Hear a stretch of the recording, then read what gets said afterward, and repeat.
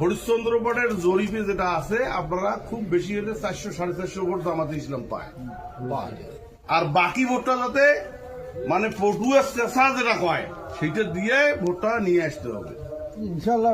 আর আমি মনে করি আমার সাথে বিভিন্ন সনাতন ধর্মাবলম্বীদের আমার আলাপ হয়, এটা কিন্তু আপনাদের আমি মনে করি এটা একটা অস্তিত্বের লড়াই, যেহেতু দুইটা দল এখানে নাই। আর এখানে জামাত যেটা চাচ্ছে সেটা হইলো আওয়ামী লীগ পিটিয়ে ভোটটা নিবে চাইছে, এইটা আমরা করতে পারবো না। আপনাদেরকে এটাও আমি অবগত করাইলাম যে ইনশাআল্লাহ আওয়ামী লীগের কোন লোক ধরপাকড়ের শিকার হবে না, এই কাজ আমরা অব্যাহত রাখছি। যে আলাপটা আমি এর মধ্যেই করে নিলাম, এর মধ্যে হয়তো দেখা গেল ডিএসজি সাহেবও এসপিকে বলে দিচ্ছে। কাজে এখানে কোনো ভয়ের কোনো আশঙ্কা নাই। কোন জামাতি ইসলামের কোনো ভাই যদি কোনো সনাতনদেরকে ভয়ভীতি দেখায় তা আমরা আমাদেরকে, যেমন ইউনিয়নে আমি আছি এখানে আমাকে বলবেন বাবুর নাম্বার থাকবে, তাদেরকে জিজ্ঞাসা তারা প্রতিনিধিত্ব করবে দলটাকা তারা তাদের সাথে তাকে অবগত করা হবে। আমার মনে হয় যে এক চুলো আমার জানা মতে আপনারা তারা ক্ষতিও করতে পারবে না এবং আপনারা আতঙ্কিত হবে না ইনশাআল্লাহ।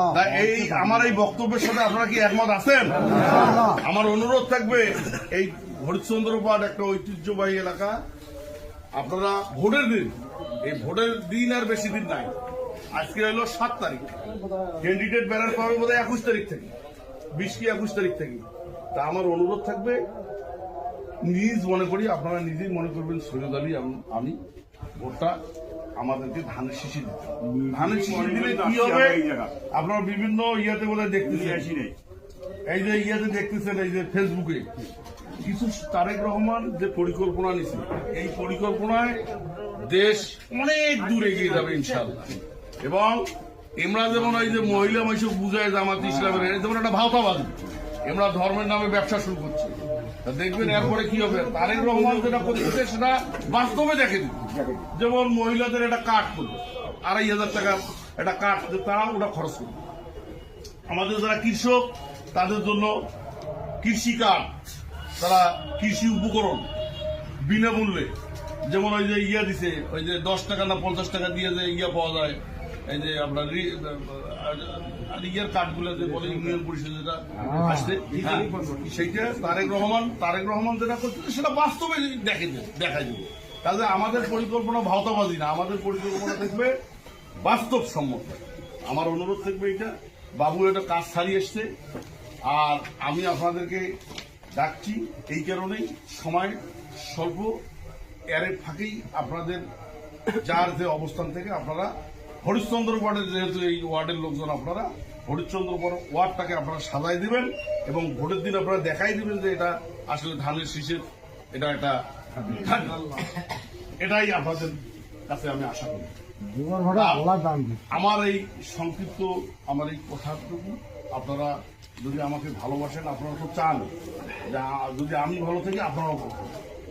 আর যদি এমপি সৈয়দ আলী হয়, আপনারা একটা জিনিস মনে রাখবেন, আমরা এমপি কখন যাই, একটু আগে আলাপ করলাম আমি, তারা এমপি চেয়ারম্যান কাকই লাগে, কিন্তু আমরা কি চাবো, একটা ভালো লোক একটা আসুন যার দ্বারাই আমরা ক্ষতিগ্রস্ত হব। আর আমাদের কর্তৃপক্ষ যে আছে, আমরা এখনই আশঙ্কা করি যে তাদের দ্বারা আমাদের ক্ষতি হইতে পারে, নাকি খারাপ করলাম, আমরা তাদের দ্বারা ক্ষতিগ্রস্ত হইতে পারি। এখনো এমপি হয় নাই, সব প্রতিষ্ঠান দখল করা শেষ। ফুটোমারা যদি এরা দখল না করতো, ফুটোমারা সব প্রতিষ্ঠানের আমাকে সভাপতি করতে চাইছে, বা আমাদের দলীয় লোকজনকে তারা চাইছে। এই যে 8 নম্বর ওয়ার্ডে যে আমরা মারিয়েছি ওখানকার হেডমাস্টার, এই জায়গায় পায় নাই দেখি, এই দুটাতে পায় নাই দেখি, তারা ওদের ইয়েটা কম দেখি এরা পারে, যেমন খালি যে ফুটোমারা এটা পারে নাই, হরিশ্চন্দ্র পাটে পারে নাই। কথা হলো এরা এর আগে এমপি ছিল, এদের চরিত্র আমরা জানি। যারা এই ধর্মকে ব্যবহার করিয়া যারা রাজনীতি করতে চায়, এটা বেশি দূর যাবে।